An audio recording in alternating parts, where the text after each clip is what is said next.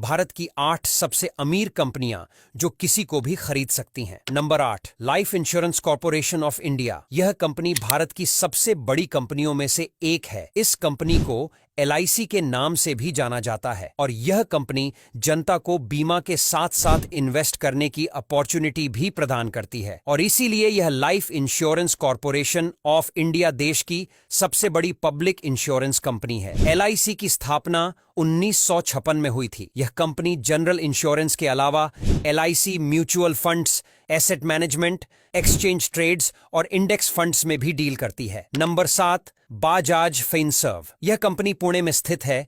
यह अपनी seamless lending facility, asset management, wealth management और इंश्योरेंस के लिए फेमस है और पिछले कुछ सालों में इस कंपनी ने काफी ज्यादा तरक्की हासिल की है और इसीलिए यह कंपनी भारत की सबसे बड़ी कंपनियों में गिनी जाने लगी है। इसकी सबसे पॉपुलर फाइनेंशियल सर्विसेज में से एक नो कॉस्ट EMI ऑप्शन है जो कंज्यूमर को डाउन पेमेंट की चिंता किए बिना अपने पसंदीदा गैजेट खरीदने में सक्षम बनाता है। Number 6, state bank of India. State bank of India देश का सबसे बड़ा पब्लिक सेक्टर बैंक है जिसकी शुरुआत 1955 में हुई थी और इसका हेडक्वार्टर मुंबई, महाराष्ट्र में है। State bank of India middle class family को कई तरह की ऑफर स्कीम देता है जिसकी वजह से SBI की पॉपुलैरिटी भारत में काफी तेजी से बढ़ी और इसके साथ साथ SBI personal banking, agricultural banking, corporate banking, international banking और NRI सर्विसेज ऑफर करती है और आज के समय में यह बैंक इतनी ज्यादा बड़ी हो चुकी है कि इसमें 2,49,448 लोग काम करते हैं। Number 5, Hindustan Unilever. इसकी शुरुआत 1933 में हुई थी। भारतीय कंज्यूमर गुड्स कंपनी, ब्रिटिश डट कंपनी यूनिलीवर की सब्सिडियरी है। इस कंपनी के पोर्टफोलियो में क्लीनिंग एजेंट्स, वाटर प्यूरिफायर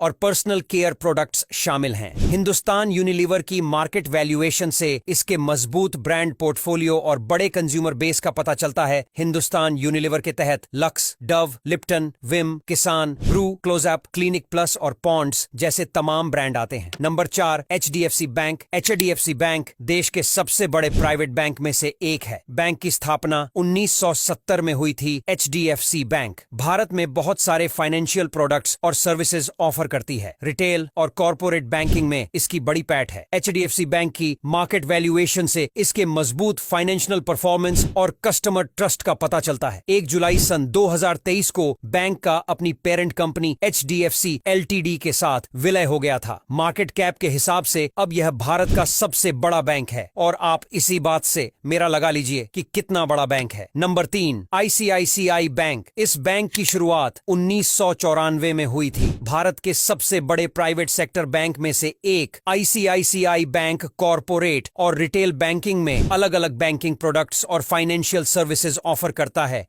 और इसीलिए इस बैंक की गिनती भारत की सबसे बड़ी कंपनियों में की जाती है और इस बैंक में लगभग हर एक भारतीय का अकाउंट है और इस बैंक का हर एक भारतीय कस्टमर है और इस बैंक की बाहर के देशों में भी कई शाखाएं हैं। नंबर 2, इन्फोसिस। 1981 में स्थापित यह company multinational information technology service company है और यह भारत के बेंगलुरु में स्थित है। यह भारत की IT कंपनी के अलावा दुनिया की बेस्ट IT कंपनी में से एक है। इन्फोसिस की भारत में डेवलपमेंट सेंटर से दुनिया भर में 30 से भी ज्यादा ऑफिसेस है। इन्फोसिस के मालिक नन्यर नारायणा। इनके द्वारा इन्फोसिस की स्थापना 2 जुलाई 1981 को पुणे में की गई थी और इनके साथ और 6 लोग थे। Number 1, Tata consultancy services. Tata consultancy services company की शुरुआत 1968 में हुई थी। TCS टाटा ग्रुप की सब्सिडियरी कंपनी है जो इंफॉर्मेशन टेक्नोलॉजी सेक्टर में काम करती है। यह कंपनी IT सर्विसेज, कंसल्टिंग और बिजनेस सॉल्यूशंस प्रोवाइड कराती है। यही वजह है कि मार्केट कैप के हिसाब से यह देश की दूसरी सबसे बड़ी कंपनी है। IT सेक्टर में TCS का दबदबा है। TCS ने ब्रिटिश में नेशनल एम्प्लॉयमेंट सेविंग्स ट्रस्ट के साथ पार्टनरशिप की है जो रिटायरमेंट के लिए क्लाइंट्स को प्लानिंग और बचत करने के लिए TCS वैल्यू BPS का इस्तेमाल करती है। अब यहां तक वीडियो देख ली है तो फिर वीडियो को लाइक और शेयर करना बिल्कुल भी मत भूलना। धन्यवाद।